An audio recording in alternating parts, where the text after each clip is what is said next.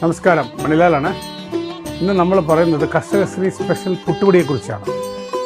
ഇന്ന് കേരളത്തിൽ ഏറ്റവും നല്ല പുട്ടുപൊടി കിട്ടുന്ന സ്ഥലങ്ങളിൽ ഒന്ന് കർഷകശ്രീയാണ്.